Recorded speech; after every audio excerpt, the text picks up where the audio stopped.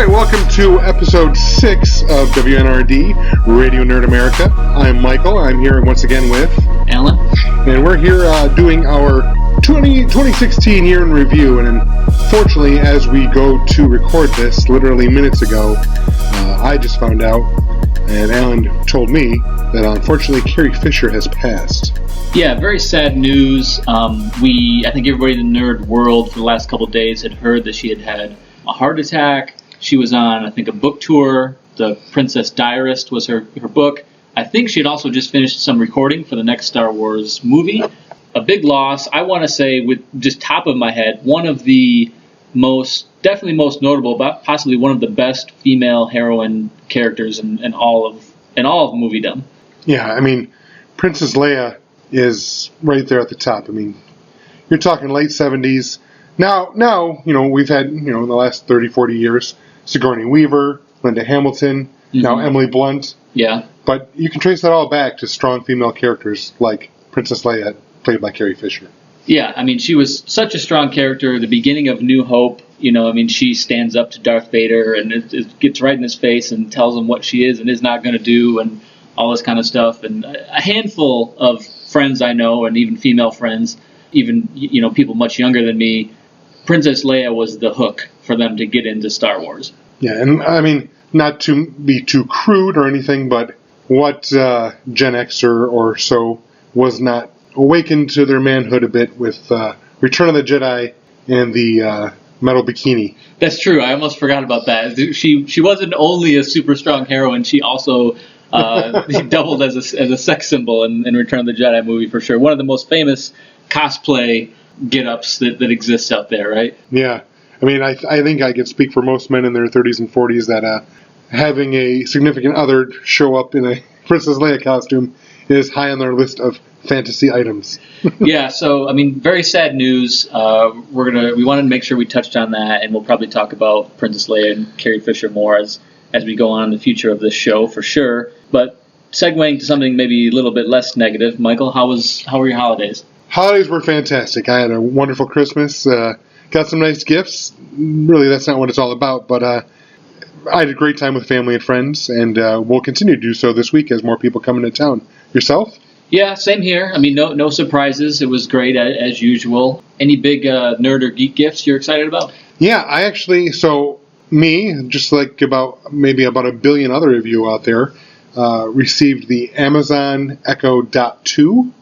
Are you familiar with this? Yeah, that's the thing where you kind of tell you want to order a pair of socks and then a pair of socks show up at your door. Exactly. It's that and more. It's basically, it will run your household for a lot of things. Yeah. It's a small unit. It's not that big, and it connects to a existing Bluetooth speaker. Whereas if you buy the full unit, that's like $170 odd.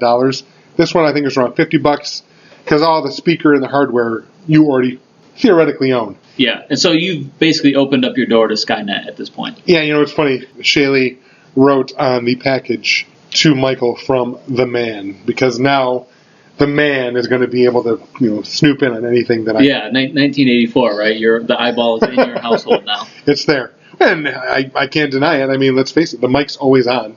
That's true. Same thing with your laptop, which both of us do not have tape over the lenses of our cameras, so we're not too spooked about it.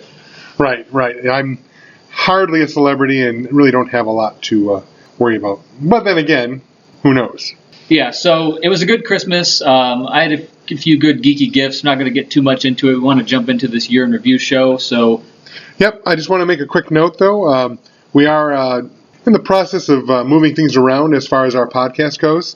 You'll still be able to find the last 2 or 3 most recent episodes of the WNRD, Radio Nerd America, on our SoundCloud page.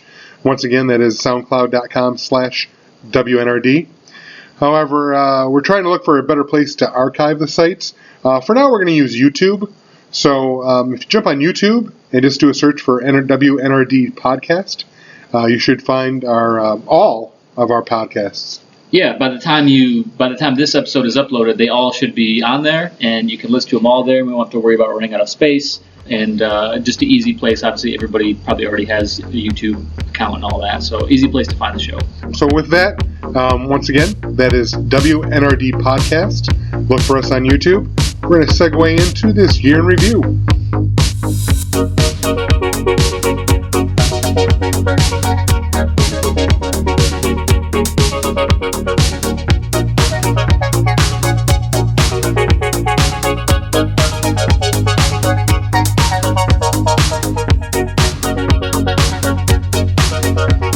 Alright, so we're back, WNRD. We want to get into the year in review show here that we teased a little bit.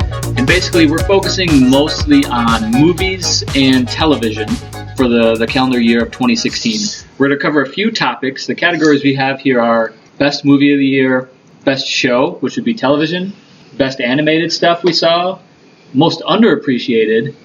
We have a category called Meh, which basically is the stuff we're like, it doesn't really fall in any category. It wasn't that great. It wasn't that bad. And another really one that we're going to talk about a lot is biggest disappointments of the year. And again, this is just for the sci-fi, nerd, geek, fantasy realm. Nothing else, nothing other than that.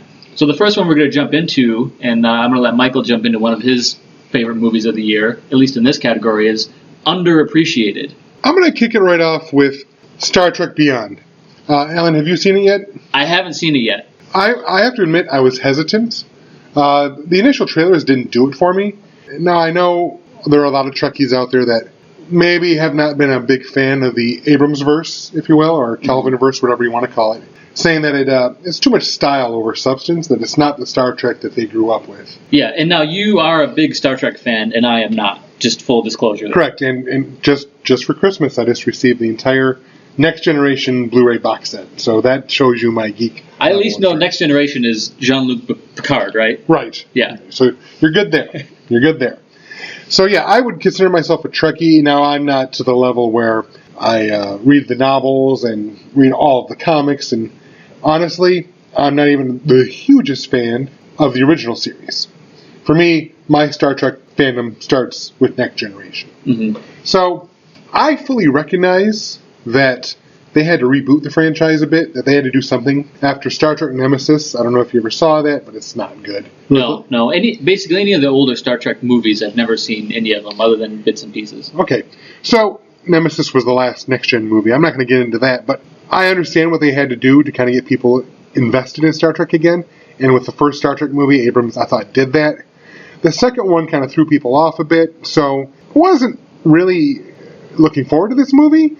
That said, it might be the best one of the three they've put out. Yeah, and as you mentioned that, I was trying to remember. I saw the first one. I liked it. I thought it was really cool. I don't think I saw the second one. And I know I didn't see the third one. Okay, so the second one was Benedict Cumberbatch. He was George Harrison or something, and he was really Khan, so I don't know if that... Yeah, no, I definitely didn't see the second one. Okay. I actually like the second one for what it is. A bunch of people kind of knock it down, and I get it is very derivative. But for me, Star Trek Beyond, it was more episodic, more like the Star Trek I used to know. Still plenty of action, still plenty of humor. I honestly don't know why it didn't do better. So for me, that's why I think it's one of the most underappreciated movies this year. Is this the one, they had interesting bad guys in this, if I recall, right? It was some like Borg similar type deal? Nah, not really Borg. You find out it's a guy that, spoilers, in case you haven't seen the movie, you find out it's a former Mako, who was basically Starfleet, or ground forces, intergalactic ground forces from the Earth and whatnot, and UN, before Starfleet came into existence. So he then became a Starfleet captain, felt that Starfleet abandoned him, and then he took something that made him look like an alien. Okay, yeah, I was going to say, you were talking like it was a normal person. I'm like, I thought it was some alien race. Yeah, that's kind of the big twist at the end. So, once again, spoiler alert, obviously already. If you haven't seen it, I just ruined the movie for you. Yeah, and I haven't really heard much one way or another on that, but so it's good to know you feel that one was underappreciated. That might lure me to check it out. If I go see it, though, do I need to see the second one? It helps to know where they are, but basically, if you understand the general concept of Star Trek, I think you're fine. I don't think you have to see the second movie. Okay, going on to one of my most underappreciated is the movie Midnight Special. Michael, have you seen this one? No, and I'm really curious to what you have to say about it because it sounds interesting. Yeah, I mean, I'm going to regurgitate a lot of what has been said about it online already. It kind of has sort of a Spielberg-esque feel about it. It kind of has really nice pacing to it. You know, as the movie is going on, you really don't know what to expect or what the ultimate payoff is going to be. You know, there's a couple main characters in it, and the story revolves around a young boy And I'll call it a suspense and a thriller in the truest sense of those words. I really liked it from that aspect. You even don't have a sense as it's going along of who's the good guys, who's the bad guys, is there a double cross going on? But the energy, the pacing, and suspense of the movie I just thought was phenomenal. And it has a really sort of a great sci-fi feel about it. Twist ending or no? It depends on how creative you are when you watch the movie. Okay. I will say it is a twist ending. I don't want to say it might not be a blow your mind ending, but it's one of those ones where you keep wondering how it's going to end, and the ending kind of does deliver for sure. I mean, it's like I said, it's hard for movies with a lot of build up. It's hard for them to really pay off in the end because you get so much suspense built. But I thought it was a great movie, and only a handful of people were talking about it. In the sci-fi circles online, people were praising it, but it's not like anybody who wasn't into sci-fi mentioned it to me. Yeah, I remember seeing a trailer earlier this year and then forgot about it until you mentioned it again a few weeks ago. So, and it's currently on HBO for any of you out there to get it on demand or check it out on your HBO channel. Excellent. Now, Michael Shannon's in that, right? Isn't he is he the kid's father or something? Or yeah, I think I know the actor you're talking about. I don't know him by name. I'd have to look up that name. He played Zod in yes, Superman. Yes, okay. That's who he is. Yes. Okay, I like his work, so you definitely have me interested. What else we got here? Did you see Kubo? I have not seen Kubo. I'm going to let you talk about that one. I haven't seen it either. So, well, I've heard it's good. Right. I think that's why we threw that on here, just because, not because either of us saw it, obviously, but I'm seeing all kinds of buzz for this movie that it was fantastic, but just no one saw it. Kubo and the Two Strings. Now, is that a DreamWorks movie or not? I thought so. Okay, I thought so as well. I should probably Google that. So we had an animated category as well, but I think because neither Mike and I saw this one, we couldn't throw it in there. But it was another one where we heard it was pretty good. I saw online that friends of mine that went to go saw it said it was really awesome. Definitely has a I don't want to use the right term, Asian influence to this movie, right? Oh yeah, looks like it's a Leica film. Who they've done some other films already. I'm trying to see what else they've done. I can Google that some other time. But like I said, lots of fantastic buzz I've been hearing, and lots of end of year. So we just wanted to throw it out there. It sounds like this was one that got missed. Yeah, and so kind of finishing our underappreciated category here, dipping into, I guess, what we could call TV, is the Marvel Netflix series Luke Cage. It's hard for me to say on this one just because I'm neck deep in the series right now. I still haven't finished. I think I mentioned last podcast I was going to try and finish it before now, but life happened. Some people have said that right about midway there's a turning point that maybe diminishes the show. All I know is where I'm at right now, which is around midpoint. I'm still loving it. I think it's fantastic. But I haven't heard a lot of people talking about it other than geeks. Yeah, and now this one definitely came out this year, and dipping into the past, year or two. If you had to say the two Daredevil series, Jessica Jones, and then was it this one? Is this the fourth one from that series on Netflix? Correct. So far into it, where do you think it places amongst? As of right now, it's my favorite. Okay. Yeah, that's what I've heard online, people liking it a lot. I haven't seen it yet. I haven't started to watch the series yet. I heard and saw some behind-the-scenes stuff on the music, and I was really excited about that. The music and the music's a very important part of the show. Yeah. Very important. So definitely we both feel underappreciated there, so I have to check it out. Michael has to finish it. All right, which category do you want to go to next, Michael? Let's do meh. The meh category. We had a couple in there, and again, with all our shows, we hope as we move from 7 to 12 to 22 listeners or wherever we may end up here, especially now on YouTube, comment on the page and let us know what we forgot, what we need to talk about, what you disagree with. But the meh category, one of the ones we had on there, Michael and I had a little bit of debate on it, but we decided to place The Martian in here. Both of us have read the book, and I think that played into our decision here, right? Right. More than often, you'll hear people say, the book's so much better than the movie. And that's true. The simple fact of the matter is, let's say, like Jurassic Park. I know we're dating ourselves here. That was 20 years ago. But I read the book Jurassic Park before the movie. The book is phenomenal. That said, the movie is awesome. It's just that the book is better. And that's happened other times, too. You read the book, the movie's good, the book's usually better. This is the exact same thing, only, in my opinion, the divide is larger. The book was great. Let's not kid about that. I read the book in one sitting, which I'm able to do when I take these trips to Asia. But there's not always a lot of books that I take with me that I just can't put down. That book was one of them. I was really excited about the movie. I can't say I was disappointed about the movie. No. But having read the book, it was sort of a meh to me. It lacked on the science. It lacked on the engineering. I thought Matt Damon was good in it. Some of the other cast members were good in it. It was an entertaining movie. But it was one of those ones that going back, I almost feel like, well, it either needed to be like an hour longer, or it probably would have been better off as like an 8-part HBO miniseries. It's an interesting take on it. I honestly don't know what they could have done differently, and I like your suggestion that maybe making it a miniseries would have made it better. I don't necessarily disagree with you, but I think when you read the book, you're reading a lot of the book from his perspective, from his journals, as he's stranded on Mars. And then also you obviously get some people that are back on Earth trying to save him. But a lot of the book you spend like in his mind. Yeah, and I feel like a lot of the little trials and tribulations he has in the book almost read as little episodes. Right, and you can, because it's written in a journal type form, I think you can kind of connect to that better. Whereas on the screen, just having one person on screen, it's hard to do. I mean, this is, in many ways, Castaway in space, which that was an enjoyable movie too. But again, I don't think anyone thought it was amazing. Right. I mean, it got a lot of hype too, which is the other part of it. It got hyped a lot. Like I said, that's why it's in the meh category, which, let's say I'm just pulling up our old scoring scale of 1 to 10.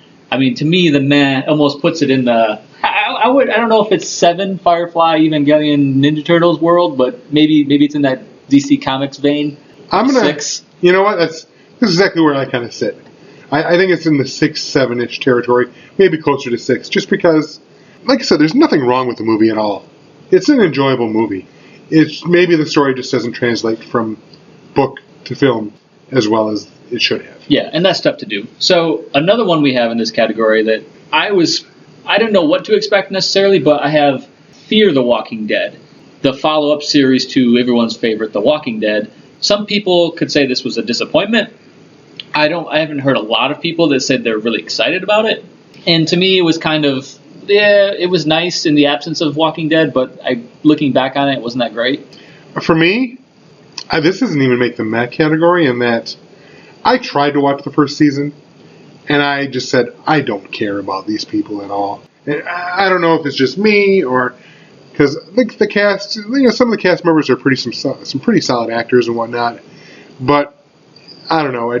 I basically quit the series 2 episodes into season 1. I haven't turned back, and I feel no regret. Yeah, I can't really blame you. I mean, the first couple episodes of the first season were probably the best ones at that. Really? Because, and I've read similar thoughts online, which is this was supposed to be before The Walking Dead, right? This was supposed to be as civilization and humanity is falling apart when the zombies first appear.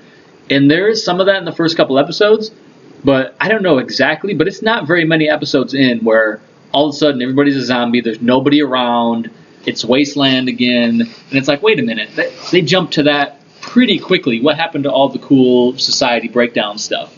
And I think that's where they sort of dropped the ball on it. So I'd be okay putting it in disappointments, but I still continue to watch it, so that's why it's just sort of meh for me. And that's fine. Like maybe I'm just too rough on it, but that's just kind of where I stand. Okay, so those are just a couple we had in the meh category. We'd love to hear what anybody thinks about. I mean, there's probably a lot more, but we're just trying to fit in some that we feel like we had good conversation around. Yeah, and then with all these categories, if you have something that you feel should be in them, that we missed something, feel free to comment, drop us an email, whatever you want to do. Probably YouTube's easiest, just because it's easy to drop a line real quick there. So let's jump to Best Animated next. Movies and television, and one that I threw out there that I think we had to create this category when I brought this up was, well, where I found it was on Adult Swim Cartoon Network, the anime series One Punch Man. Oh man, I love that show. Absolutely love that show. Now, would you consider yourself sort of an average, below average, or above average anime fan? I'd say below average, just because I don't keep current on these things. I love Star Blazers and Robotech from back in the day.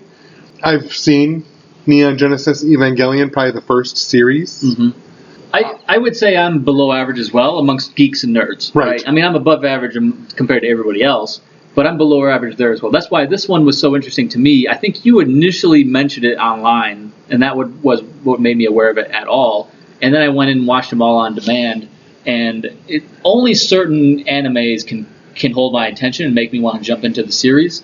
And this one definitely did. I watched all of them as they became available to me.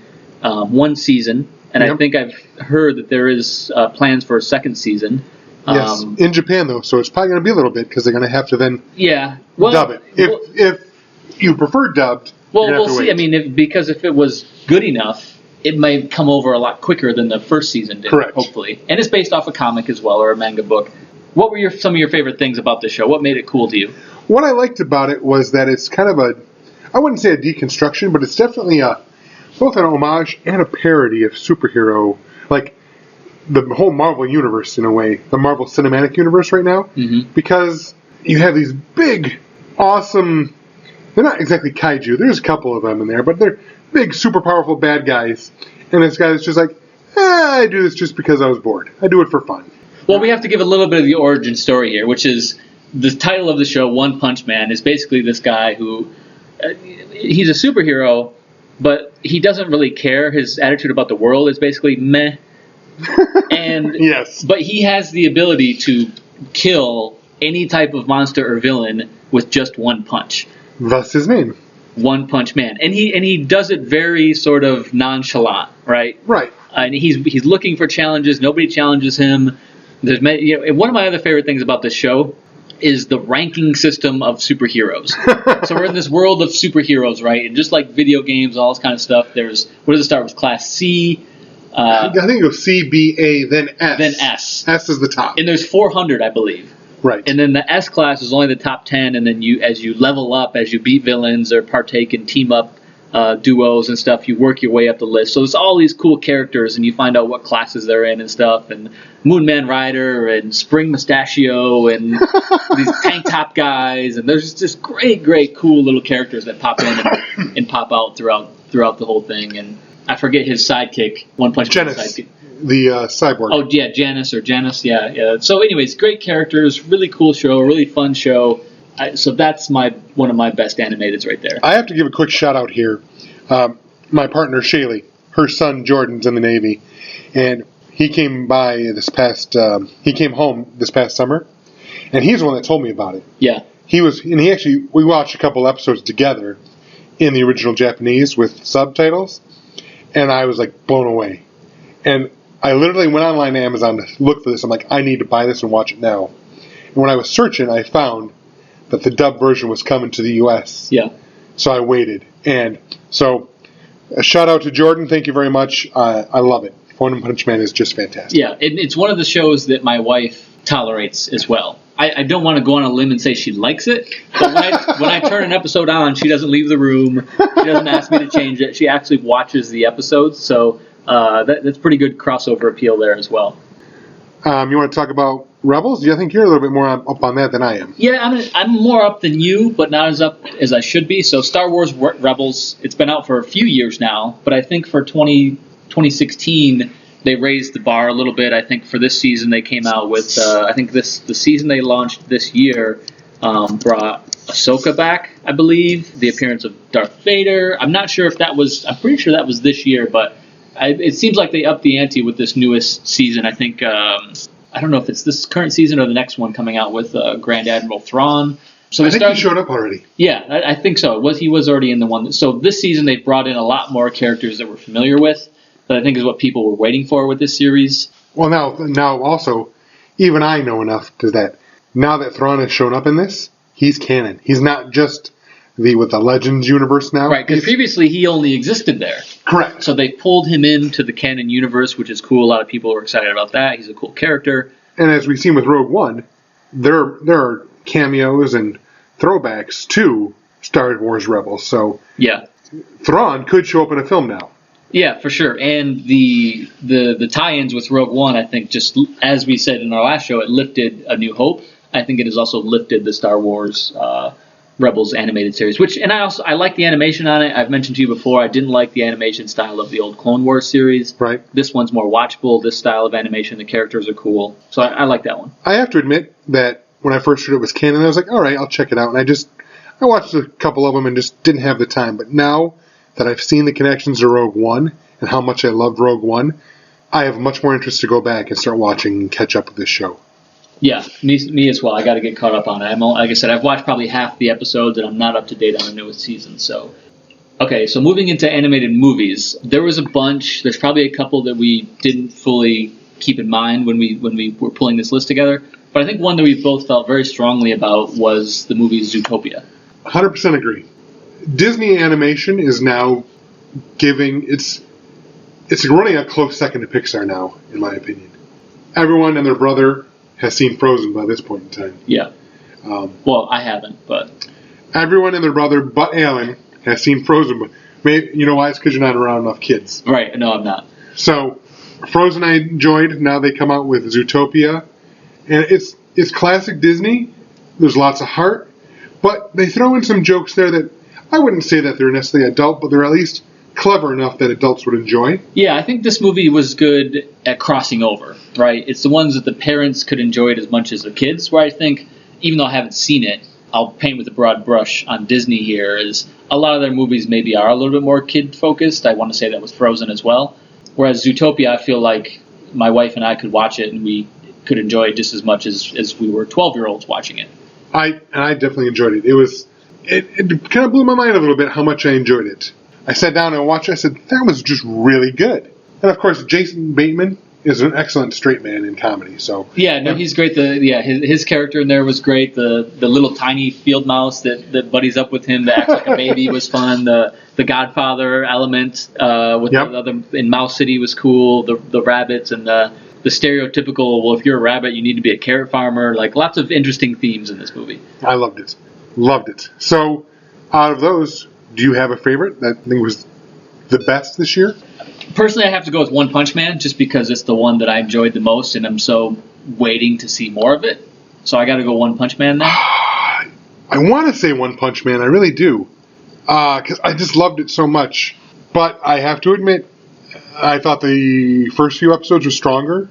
And I know we're comparing two different things, to a TV show to a movie, but I have to give my tip of the hat to Zootopia. Yeah, no arguments there. It was a great animated movie. But One Punch Man's definitely a close second. Yeah, so check those both out if you haven't seen them already. Let's go to best television show, or non-movie, basically, because it could be Netflix, it could be HBO, or whatever. Correct. To me, it's a runaway win, and Mike can't really weigh in on it because he hasn't watched it yet, but to me it's got to be Westworld.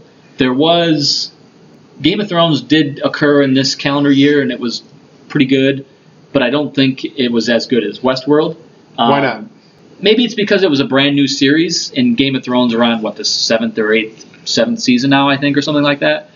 And Game of Thrones, it wasn't the best season, in my opinion. Now, the last one or two episodes were some of the best episodes. But as a whole, it wasn't the best season, in my opinion. But Westworld, I just thought it was a new take on sci-fi, so to speak, a new series. And the biggest thing I have to give it credit for was people had told me about it. There was hype for it online before it came out. I saw the trailers for it and was not that interested. I figured, well, someday I will watch this. Finally, about 5 episodes in, enough people got on my case about it, and I decided to watch it, and I was hooked 1 episode in. 1 episode, you were done. I mean, boom, you're in. I was totally in. There was no more doubt in my mind that this is a great series, and I want to watch it and see what happens. And just to be clear, you start off, this is your call right now, best TV show, 2016. I think of we got to go over some of the other ones, but I think I have to say that this is the best. Now, there's a couple of really good ones that I haven't seen, to be fair. Okay, and I think one of those is The Expanse. Yes. Which I'm almost done with, and I freaking love. That said, it is a slow burn. Mm-hmm. It took me a good 3 episodes. Now, are those half-hour episodes or hour They're episodes? hour episodes. So, hour TV episodes, so 40-ish minutes. Yeah, yeah. Like I said, it's a slow burn in that it took me a good 3 episodes to really, really glom onto it. But once it gets going, there's a big mystery going on. There's a lot of intrigue. You're coming at it from 2 or 3 different angles. I'm really excited to see how this wraps up. So unless it totally shits the bed, this was a fantastic show. So now, is The Expanse, is that going to continue on, or is it meant to be a one-season deal? Nope. Season 2 is coming up, I think, January, February. Okay. And now, the hurdle that one has to get over for me is I basically consider everything from the Sci-Fi Network to be B grade and B level, like Sharknado and that kind of stuff. And you know what? I'm not going to argue with that. Since Battlestar Galactica, I really can't say there's anything that has brought me back to the Sci-Fi Network. But this is raising the bar. Until this. Okay. And that's what I was hoping. I'm hoping they come back to being more legitimate in the sci-fi category, seeing as how popular it is these days. Right. And I think they'd be remiss not to. Okay, so we went over a couple there. Now here's another one that I know most people will probably say that it's the best. I just haven't seen it yet because I don't have Netflix currently. But Stranger Things. Whereas you hit the ground running with Westworld, I have to say for me, Stranger Things was the best geeky TV show this past year. If you love the 80s, yeah. If you love Robert Zemeckis, Steven Spielberg, Stephen King, Joe Dante, even John Hughes, if you love all those aspects of 80s filmmaking, you are absolutely going to love Stranger Things. And honestly, I don't know who, other than Alan here and people that don't have Netflix, I don't know who hasn't seen it. Everyone that's seen it has loved it. My 13-year-old daughter jumped on it earlier this week. She finished it in a day. She's like, oh my God, Stranger Things was so good. I'm like, you watched it all? Yeah, I have to get on it. Like some of those things I'm really late to the party on, and that's definitely one of them. But, I've heard nothing but great things from all across the board. People who normally watch sci-fi, people who don't, people who never binge watch shows. It's like this is universally approved by everyone. Right. You ever seen the movie Galaxy Quest? Tim Allen? Yes. No. Okay, never mind then. I was just gonna say, basically, if you took all those creators I mentioned and some alien species watched those and only those things, and they decided to create a TV show based on those creators, this is what they create. So how does that have to do with Galaxy Quest? Because Galaxy Quest, the whole point of the movie is this alien species watched this Star Trek-like TV show and then created a spaceship based on the show. Oh, okay. So okay. It's tangential. It doesn't really tie in. Okay, so the only other show, and we've touched on it already for best show, was Luke Cage. We thought we'd put that in there as a nomination. Again, I haven't seen it, but I've heard lots of good things. Michael's already weighed in on that. Those are the best shows we have. I'm sticking with Westworld. I have to see Stranger Things, of course. Michael has the inverse. He has to start to watch Westworld, and then we can come back and really crown the champion here, I think, for 2016. Yeah, we'll come back, because I'm definitely going to check out Westworld. But yeah, for now, Stranger Things. Okay, so now we go to probably one of the most debatable, well, maybe not debatable, but fun to talk about categories, which were the biggest disappointments. And one of them, which we have a segment on that will be in the show as well, so we won't beat on it too much. But Batman vs. Superman was definitely one of them. Yeah, I still haven't seen it. Alan has. We'll touch on this later. He tells me I should see it. I'm hesitant. Yeah, it is a disappointment, though. I'll leave it at that for now. We talked about some other things. Okay, so here's another good one. Suicide Squad, sticking with the DC universe. How did this movie make so much money? I don't even want to go that far. I want to say, how did it go so bad? I don't know. I mean, I'm another shout out here to my friend Mike Ring, who introduced me to most of DC Comics in the late 80s. One of those titles being Suicide Squad. And I loved that book. I went back sometime in my 30s and bought every issue from the 80s and whatever, maybe even early 90s, for a song. So when they said this movie was coming out, I was excited. It's not the Suicide Squad I know. No, I mean, this, going back to our 1 to 10 scale, to me, this is like a score of 3 of 10 Critters category. Like, it's not Ultraviolet. I didn't shut the movie off in the middle, but it's not even as good as Falling Skies or Agents of S.H.I.E.L.D., in my opinion. I mean, those were sort of just low budget, didn't have enough, punch in them. This had all the money, all the budget. Let's get into some of the things that we specifically didn't like about this movie. Number one, for me, they have the squad. 10 minutes after the squad is formed, 2 of the guys just killed off immediately. Yeah. So why didn't you just not even have those guys? It was kind of a plot point to show that the thing in your neck and we will kill you. But that annoyed me, for one. What about you? Agreed. I think one of the most annoying things for me about this movie was that they had already introduced the Suicide Squad on Arrow, it was a much more, I don't know, tied in much closer to the comics from back in the day. And just to stop that and wipe it out and say, nope, we're doing this one instead. Now, they've already established that Arrow and the DC universe, cinematic universe, they're separate universes. Mm-hmm. And that's fine. But I see your point, too, that showing these guys just to kill them off as soon as the mission begins, yeah, it shows the point that Amanda Waller's serious and they'll kill people if they run out. But I don't know. It was just such a letdown. Don't get me wrong, Harley Quinn was fantastic. Yeah, Harley Quinn was cool. I thought Will Smith's character, Deadshot, is it?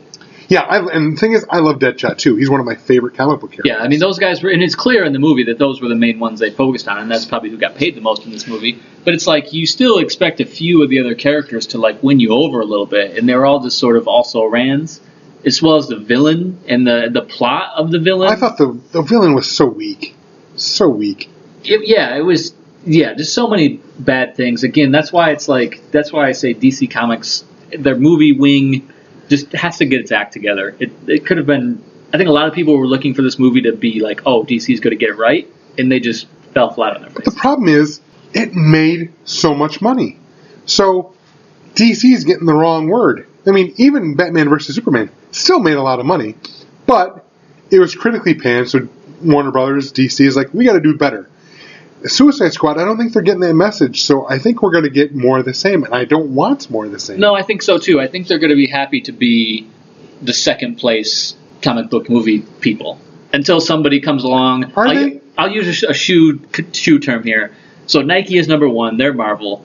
Adidas is number two, they're DC. Until Under Armour comes along and makes Adi, or in this case DC, up their bar, they're going to be consistently happy with being second place to Marvel. And I think they just assume they're never going to be Marvel, so they're never going to expect more of themselves. So that's what I'm afraid of, but I think it's the truth. I'm going to disagree with you. I think DC, with all their power, Warner Brothers behind them, wants to outdo Marvel and is trying too hard to outdo Marvel.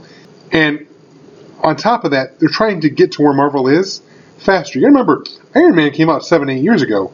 Marvel's been building this for years. You can't, in 1 year, go from, we don't have a universe, to, here's Batman versus Superman. Here's Suicide Squad. No, I agree. But I would say your point just kind of reinforces my point that it doesn't matter why they're not becoming better. They just aren't, right? Whether they're trying too hard, whether they're trying to do it too fast, it doesn't matter. It's just that they don't know how to do it well. I just don't, Marvel seems to know how to get the right people, say, go play with this stuff, and they come back with a great story.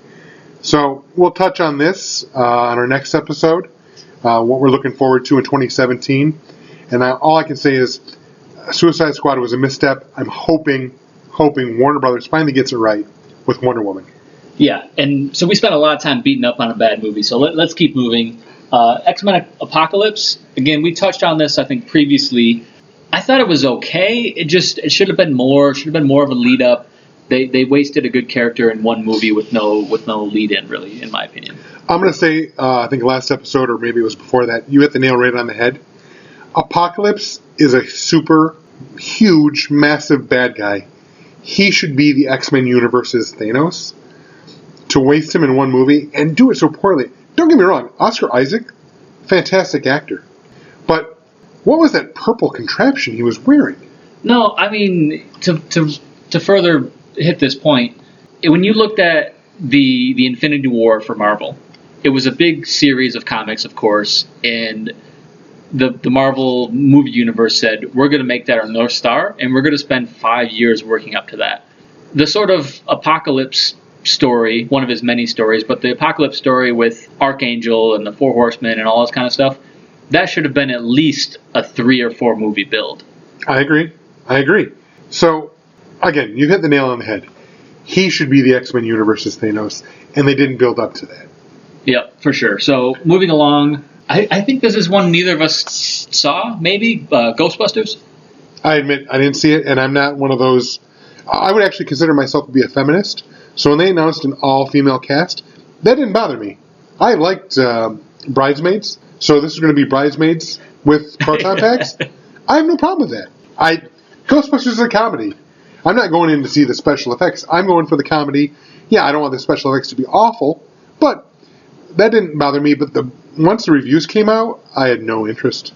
Well, you had a lot of stuff packed into that take right there. First of all, I'm going to say I don't consider myself a feminist, but I do fight for equality.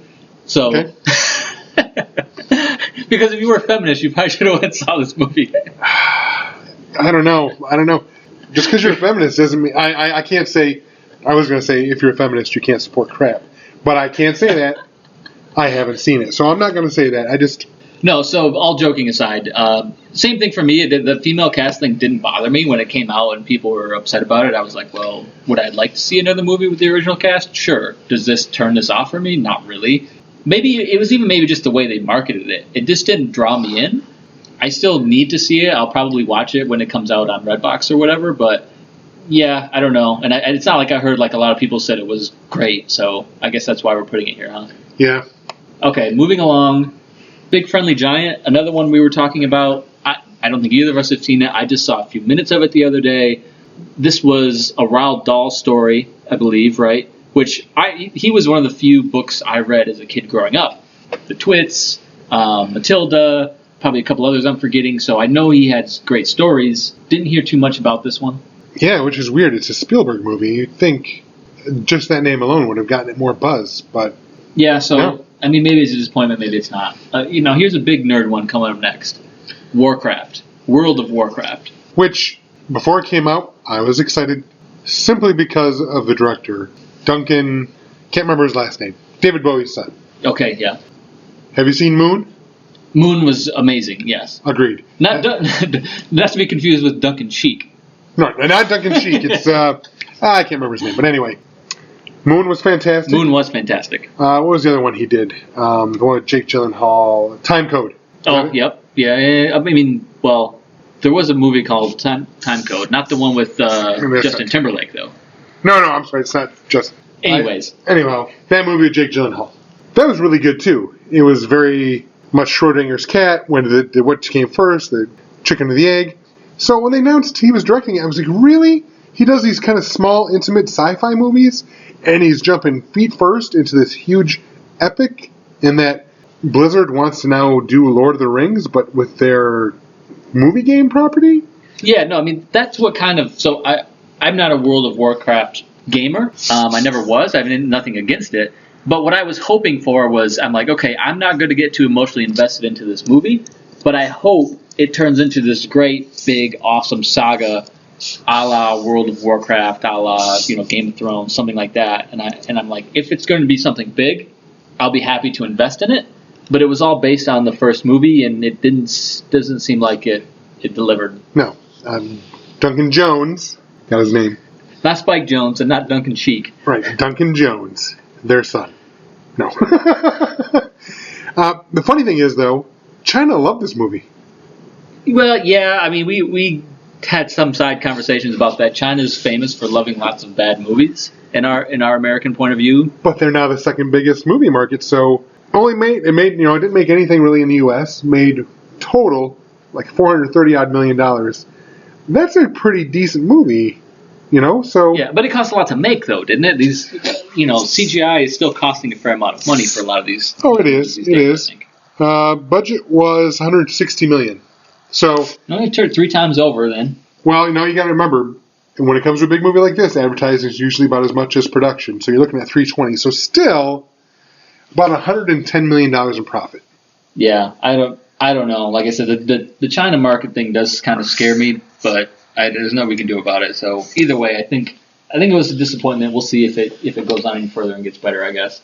And now next, you're going to take I don't know if this is controversial or not, or if it's just in line with what other people are saying, but you're going to say that Walking Dead was a big disappointment. Yeah, this most recent series that just finished up a few weeks ago as of this recording, it picked up sort of in the end, but it's just getting kind of old to me, and it's like, I don't want to say it's jumping the shark because I don't think it's doing that. It's just running out of good content, I think.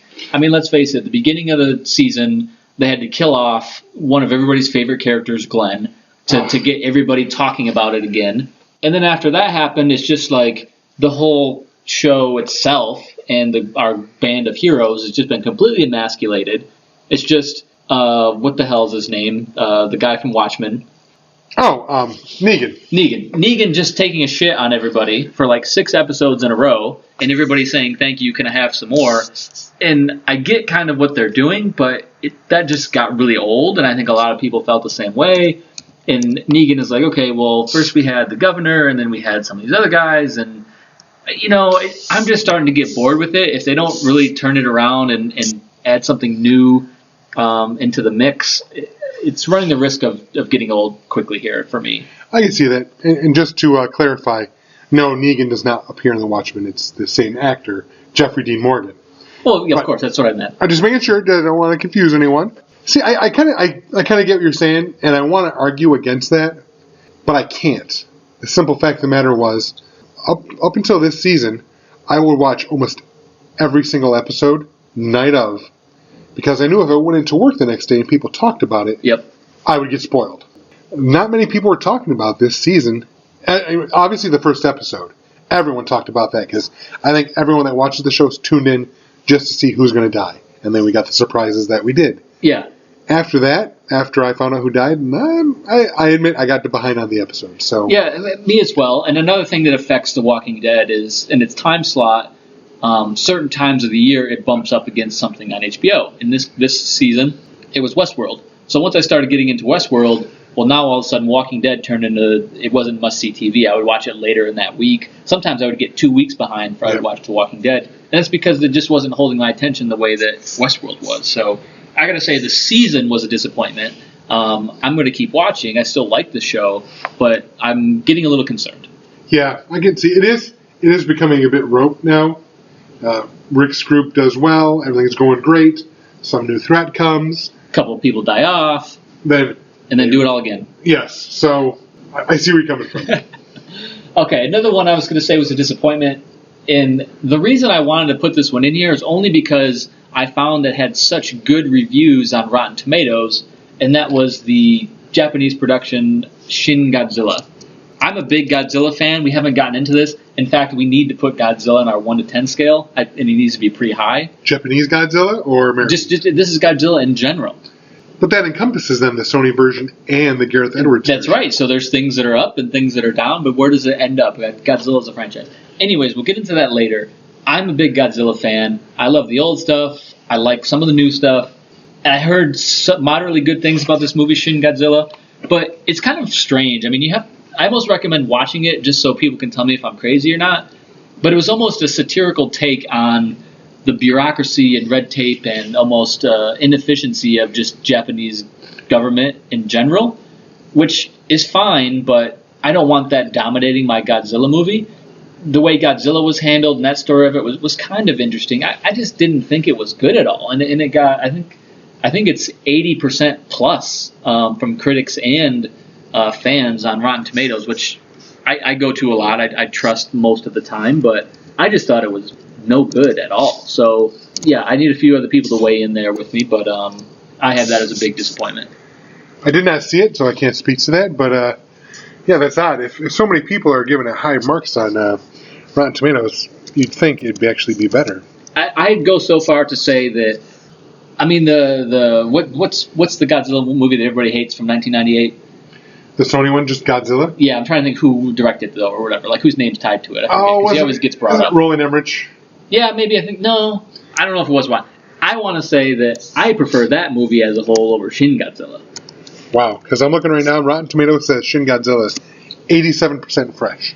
Yeah, and I could not disagree with that more. So anybody who is into Godzilla at all, check it out. Maybe it's not the worst Godzilla ever, but I just didn't think as a whole the movie was that great. I feel like people are tapping into this, getting into something really sort of deep and political commentary, but I just thought it was not that sophisticated at all and too over the top. Just to confirm, the 80 or 98 version was Roland Emmerich, and 16% rating on Rotten Tomatoes. So you are the antithesis of what the consensus is. No, I'm not saying that Roland Emmerich one should be higher, just to be clear. I'm just saying the Shin Godzilla, it was not as entertaining as that movie, in my opinion.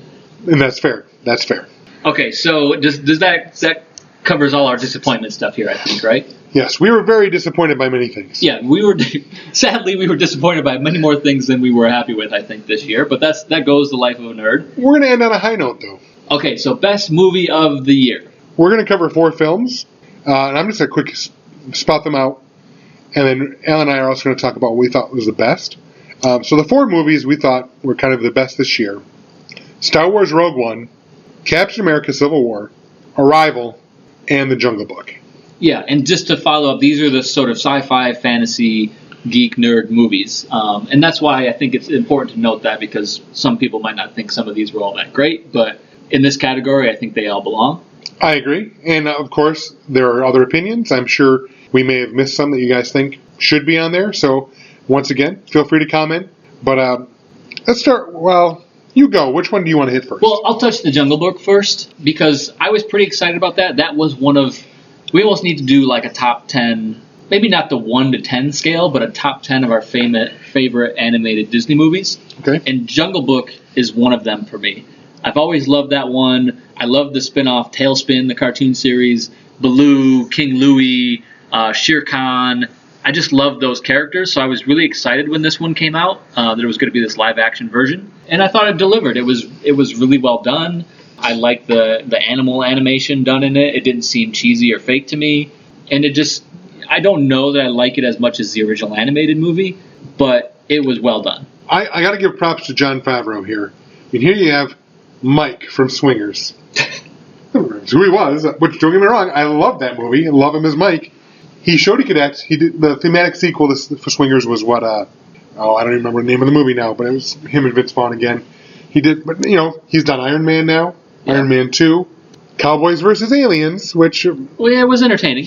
I thought it wasn't that bad, but obviously no one else saw it, but maybe me and you. And now, all these accolades for what he's done with The Jungle Book, which I'm just going to throw out here, 99% of that movie is like CGI. Yeah. I mean, obviously the character playing Mowgli is, an actual boy. Yep. But even the jungle and everything else is all CGI. It's very Avatar in that way. And yet, Star Wars can't get Tarkin right. That's all I'm going to say on that. Well, okay. I thought we were going to praise The Jungle Book, but it just turned out to be one big giant lead up to a shit on No, Tarkin. I'm not trying to shit on Tarkin. I am praising The Jungle Book in that it looked so good, and it's still Disney. I mean, yes, Lucasfilm made Star Wars Rogue One, but it's owned by Disney.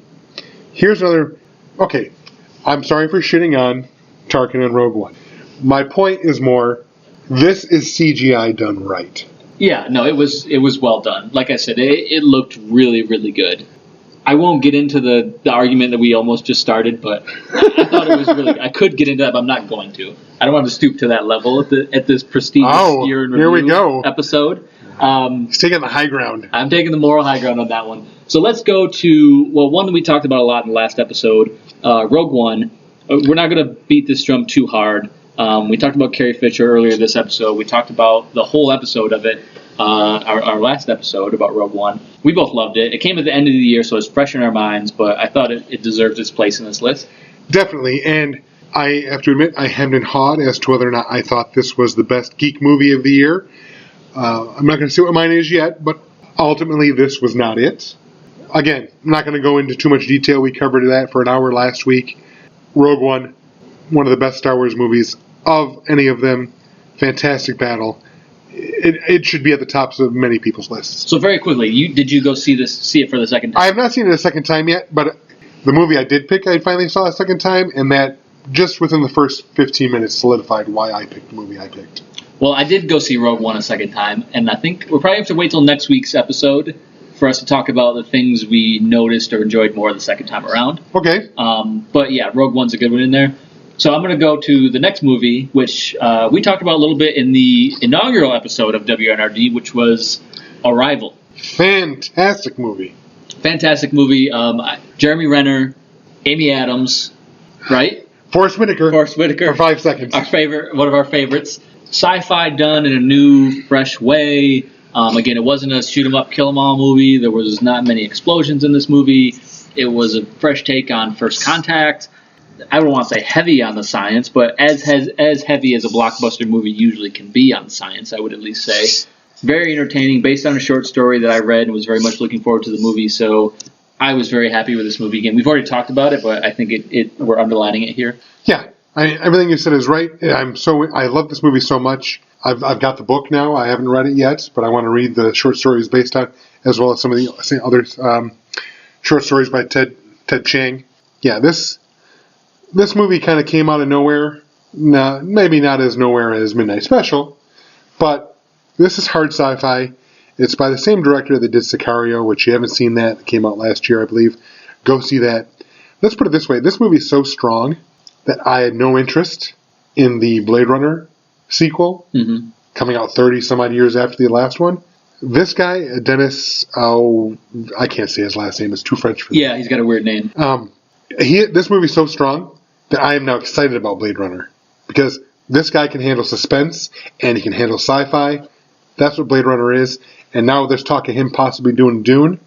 Give it to me. This movie is fantastic. Well, I mean, there's a lot to talk about there. I'm gonna try to stay on topic a little bit, but this was one of the first movies that I've noticed that when they did the marketing on it, the trailers on TV, they specifically called out its Rotten Tomatoes rating. Did you notice that?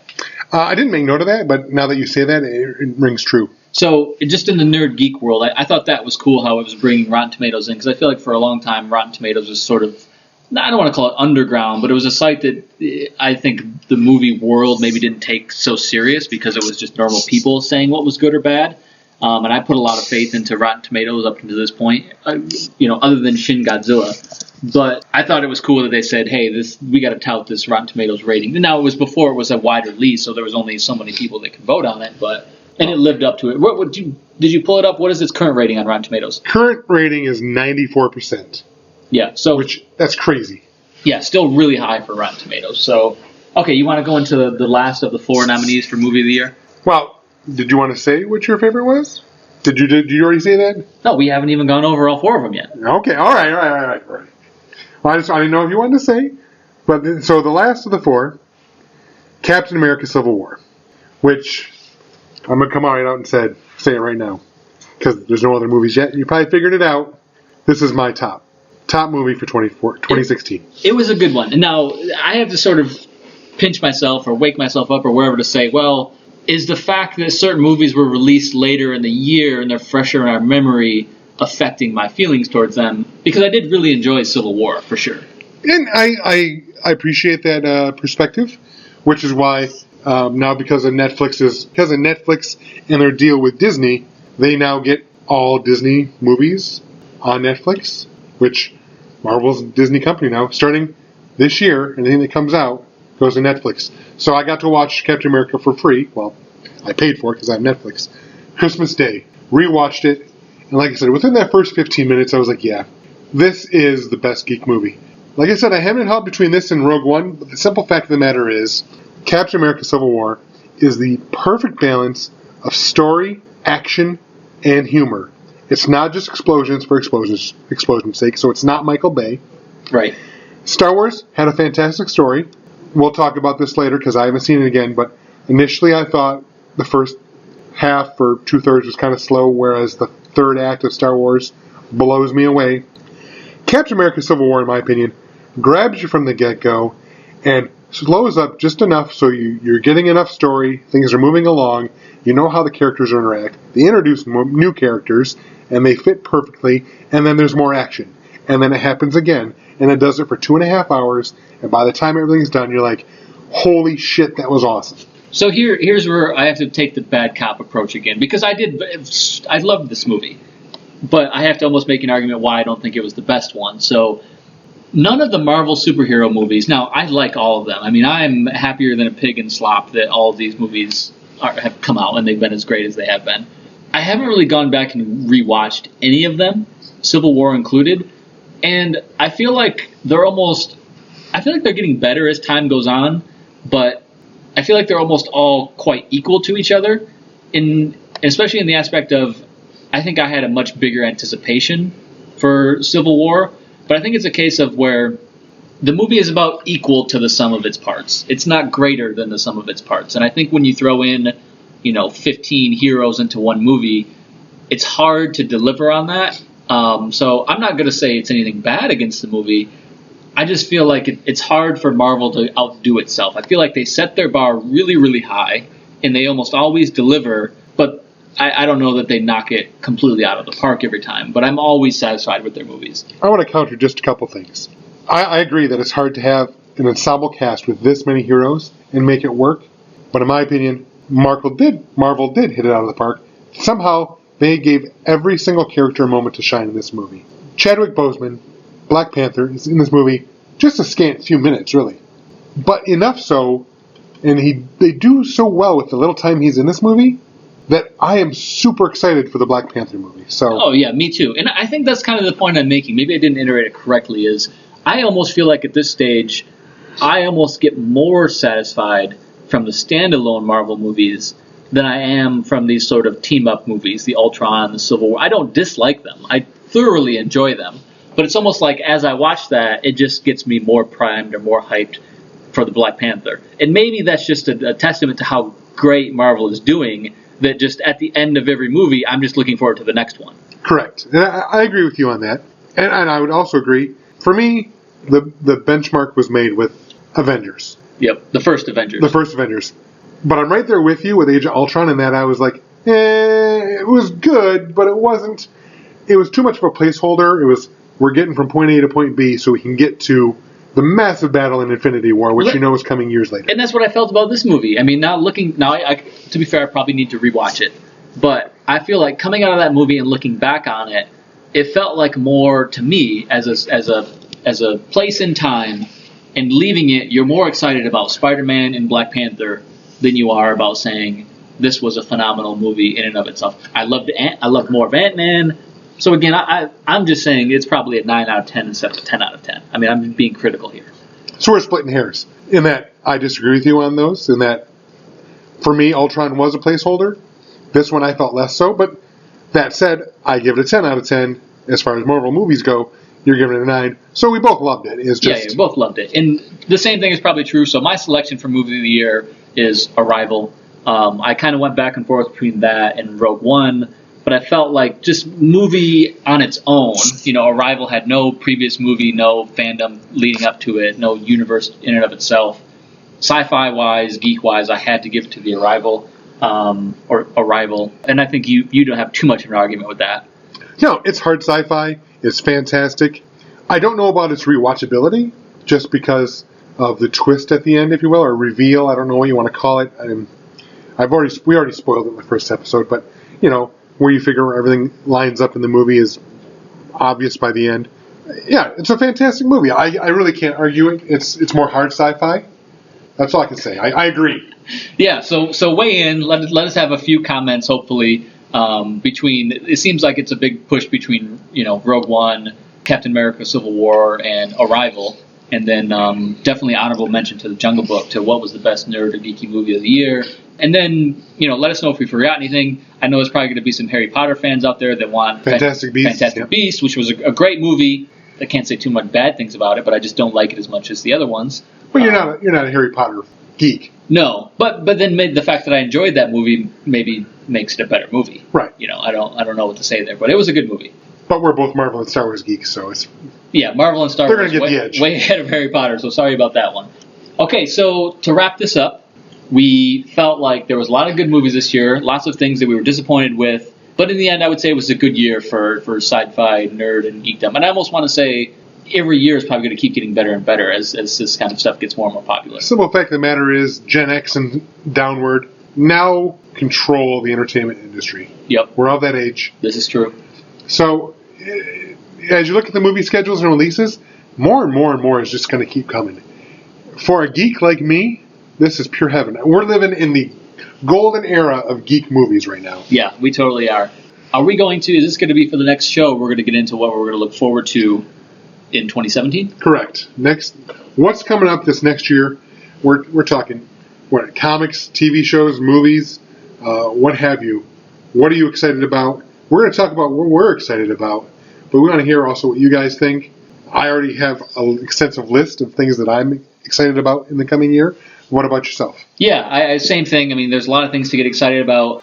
I don't want to name drop too much right now, but there's 2 or 3 things that I'm really looking forward to, and I think there's potential for a lot of things to, as we know, fall flat on their face. Yes. So it's almost, we may need to take a running tally here of which things we think are going to be the disappointments, which things we think are going to be the surprises. That could be a good conversation for us to get into next episode. That's right. So I think we're done with this podcast. All right, take care. See you next time. Be seeing you.